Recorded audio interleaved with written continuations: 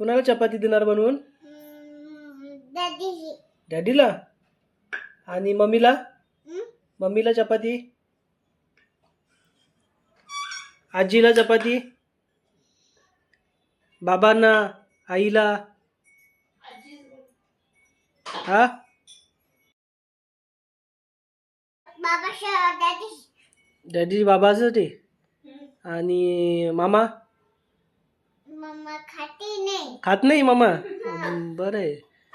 आणि मावशी? नाही माशी नाही. मावशी पण नाही खात. बाबा मग कोण खातं चपाती? आजी खाते. कोण? आजी खाते. आजी. खाते आजी. आजी खाते.